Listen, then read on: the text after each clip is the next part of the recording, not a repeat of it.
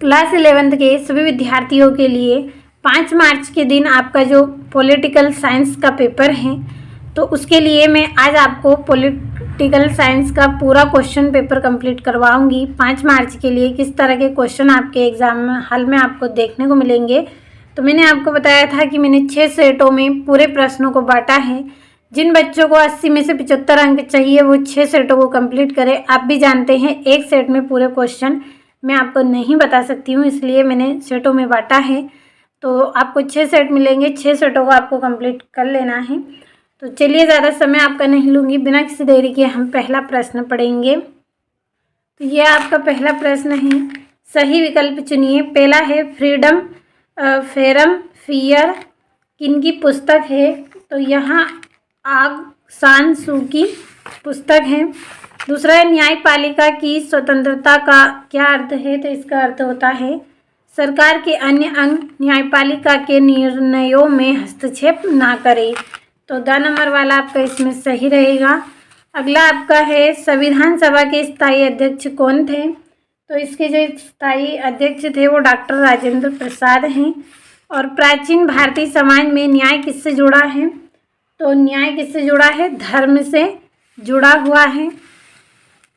अगला है आपका राज्य सूची में विषयों की कुल संख्या कितनी है, तो 61 है। और राज्यसभा का पदेन अध्यक्ष कौन है, तो उपराष्ट्रपति इसका अध्यक्ष होता है। चलिए, इंग्लिश मीडियम वाले बच्चों के लिए कंप्लीट करेंगे। तो आपका इसमें जो पहला रहेगा, तो इसमें से पहले का बी रहेगा, दूसरे का आपका डी रहेगा, और जो तीसरा प्रश्न है, तीसरे प्रश्न का आपका सी रहेगा, चौथे प्रश्न का आपका डी रहेगा, और 5वें का सी, और छठे प्रश्न का आपका इसमें सी रहेगा। सभी प्रश्नों को अच्छे से कंप्लीट कर लेना है। और आपको यदि अभी तक आप एप्लीकेशन से नहीं जुड़े हैं तो इस वीडियो के डिस्क्रिप्शन में लिंक दी गई है, चेक करें किस तरह से आप एप्लीकेशन से जुड़ेंगे, पूरी जानकारी आपको मिलेगी। और आपको पूरे वहाँ पे ऑल सब्जेक्ट के मॉडल पेपर, क्वेश्चन पेपर आपको वहाँ पे मिलेंगे फुल सोल्यूशन के साथ। तो बाकी विषय में भी आप अच्छे अंक प्राप्त करना चाहते हैं तो ऐप का सब्सक्रिप्शन लें। और इसके अलावा तो अब हम दूसरा प्रश्न पढ़ेंगे, रिक्त स्थान की पूर्ति कीजिए। पहला है भारतीय संविधान दिनांक सन को औपचारिक रूप से लागू किया गया, तो इसका आंसर आपका रहेगा इसमें 26 जनवरी। दिनांक क्या रहेगी आपकी, 26 जनवरी। और सन आपका रहेगा 1950 को लागू किया गया। दूसरा है काम करने का अधिकार डेडेस अधिकार है, तो ये मौलिक अधिकार है। अगला है छुआछूत की प्रथा को डेडेस के आधार के द्वारा समाप्त कर दिया है, तो समानता के अधिकार के द्वारा समाप्त कर दिया है। अगला है डेडेस समानता लोकतंत्र का आधार है, तो यहाँ पे मिस प्रिंट है, देखिए समानता लोकतंत्र का आधार है। इसके नंबर आपको मिलेंगे पूरे, घबराइए मत, आपको आपके अंक दिए जाएंगे, कटेंगे नहीं। अगला है भारत में पंचायती राज व्यवस्था का ढांचा डेडेस है, त्रिस्तरीय है। अगला है स्वतंत्रता डेडेस का अभाव है, तो स्वतंत्रता प्रतिबंधों का अभाव है, प्रतिबंधों। तो ये हो गए हैं रिक्त स्थान। और इंग्लिश मीडियम वाले बच्चों के लिए पहले ही भर दिया है ताकि आपका समय बचे और कम समय में आप पूरे प्रश्नों को कंप्लीट करें। अगला आपका जो प्रश्न है, सत्य सत्य लिखिए। पहला है भूमंडलीकरण से दुनिया सिकुड़ रही है, तो ये आपका सत्य है। अगला है हिंद स्वराज पुस्तक के लेखक महात्मा गांधी हैं, तो ये भी आपका सत्य है। अगला है राष्ट्र के 4 आवश्यक तत्व होते हैं, तो ये भी आपका सत्य रहेगा।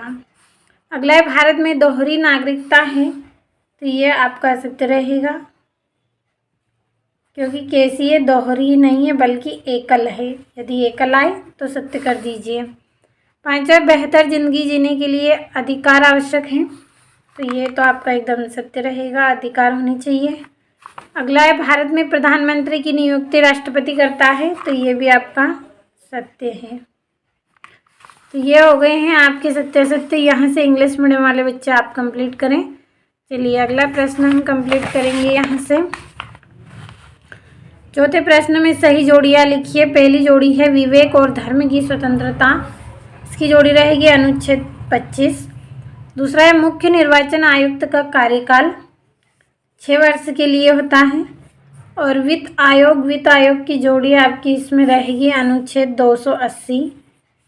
और प्लेटो की जोड़ी आपकी इसमें रहेगी सुकरात के शिष्य, क्या है, सुकरात के शिष्य। और राज्य के सदस्यों का निर्वाचन 65 वर्ष की आयु तक होता है। और मार्क्स की जोड़ी आपकी इसमें रहेगी 19वीं सदी के विचारक थे। और फ्रांसीसी क्रांति, तो इसकी जोड़ी रहेगी सन 1789 में। ये हो गई जोड़ियाँ। यहाँ से इंग्लिश मीडियम वाले बच्चों के लिए नंबर डालेंगे, तो ये वाली तीसरी, 7वीं, दूसरी, 5वीं, 6ठी, चौथी, पहली, तो ये हो गई आपकी जोड़ियाँ। और इंग्लिश मीडियम वाले बच्चों के लिए मैंने पहले ही भर दिया था, क्योंकि काफ़ी बड़ी परिभाषा है, मैं कब तक ये ऐसे लिखती, इसलिए मैंने भर दिया है। तो समझ लेते हैं। पहला है एक वाक्य में उत्तर पहला एक वाक्य में उत्तर है, धर्मनिरपेक्ष राज्य की कोई एक विशेषता लिखें। तो धर्मनिरपेक्ष राज्य में धर्म का अपना कोई धर्म नहीं होता है, ये इसकी एक पहली विशेषता है कि इसका अपना कोई धर्म नहीं होता है। दूसरा है धर्मनिरपेक्षता का अर्थ लिखिए। तो धर्मनिरपेक्षता का अर्थ है कि राज्य धार्मिक मामलों में तटस्थ रहता है और सभी धर्मों को समान मानता है। क्या करता है? तटस्थ रहता है और सभी धर्मों को ये समान मानता है। तीसरा है निर्वाचन आयोग का एक कार्य लिखिए। तो इसका एक कार्य है चुनाव क्षेत्रों का परिसीमन करना। क्या करेगा? चुनाव क्षेत्रों का परिसीमन करेगा। चौथा है सर्वधर्म समभाव से क्या तात्पर्य है? तो सभी धर्मों के प्रति समान आदर और सम्मान की भावना रखना। क्या है? सभी धर्म के प्रति समान आदर और सम्मान मतलब एक जैसा सम्मान की भावना रखना। पांचवा है ऑन लिबर्टी पुस्तक किसने लिखी? जॉन स्टुअर्ट मिल ने लिखी। छठा है व्यक्ति के अधिकारों की रक्षा कौन करता है? तो व्यक्ति के अधिकारों की रक्षा मुख्य रूप से न्यायपालिका करती है। कौन करती है? न्यायपालिका। अगला है व्यक्ति की स्वतंत्रता से आशय। तो इसका आंसर रहेगा व्यक्ति को अपने विचारों और मतों को स्वतंत्र रूप से व्यक्त करने का अधिकार है। क्या है इसमें? कि व्यक्तियों को अपने विचार और मत हैं उनको स्वतंत्र रूप से व्यक्त करने की स्वतंत्रता दी गई है। इसका अधिकार इसमें दिया गया है। और इंग्लिश मीडियम वाले बच्चे आप इनको इंग्लिश में ट्रांसलेट कर लीजिए, क्योंकि जगह भी नहीं है इसलिए मैंने नहीं किया है। आप कंप्लीट इनको कर लें। अब चलिए हम छठा प्रश्न पढ़ेंगे। तो आपका छठा प्रश्न है न्यायिक पूर्ण अवलोकन तथा रिट में क्या अंतर है? सातवें में संविधान को अंगीकारा करने का मुख्य कारण क्या है? समझाइए। आठवें में सूचना का अधिकार क्या है? लिखिए। और यहाँ से आपका अगला जो प्रश्न है राष्ट्रवाद ने लोगों को संगठित करते हुए विभाजित भी किया है, कैसे? 10वें में राजनीतिक सिद्धांत का मुख्य उद्देश्य क्या है? लिखिए। 11वें में आपको धर्मनिरपेक्षता के मार्ग की कोई 2 बाधाएं लिखनी है। 12वें में संविधान के विकास के लिए उत्तरदायी कोई 2 कारक आपको बताना है। और यहाँ से बाकी प्रश्नों को आप कंप्लीट करें। अगला है आपका संविधान क्यों और कैसे हो, समझाइए। और 14वें में संवैधानिक उपचारों का अधिकार क्या है? समझाइए।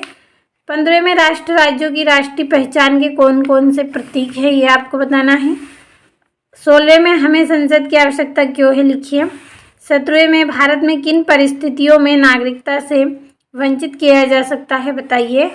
और 18वें में जो सबसे आगे वही जीते प्रणाली फास्ट द सिस्टम की व्याख्या कीजिए। और 19वें में नेल्सन मंडेला की आत्मकथा का नाम और उनकी विषय वस्तु के बारे में लिखिए। तो आप भरोसा रखें, पूरे प्रश्नों को अच्छे से कंप्लीट करें। 5 मार्च के दिन आपको इसी पेपर में से पूरे क्वेश्चन मिलेंगे, कंप्लीट अच्छे से करिए। 20वां है पंचायती राज से क्या सही है, और 21वें में निष्पक्ष और न्यायपूर्ण वितरण को युक्ति संगत आधार पर यही ठहराया जा सकता है। रोल्स ने इस तर्क को आगे बढ़ाने में अज्ञानता के आवरण के विचार का उपयोग किस प्रकार किया। 22वें में राज्यपाल की शक्तियों एवं कर्तव्यों का वर्णन कीजिए और असमानता के प्रकारों को लिखते हुए प्रकारों को संक्षेप में लिखिए। तो मैंने आपको 6 सेट दिए हैं, 6 सेटों को अच्छे से आप कंप्लीट करें। भरोसा रखें, पूरे के पूरे क्वेश्चन आपको 5 मार्च के दिन एग्जाम हॉल में देखने को मिलेंगे, कंप्लीट अच्छे से करें।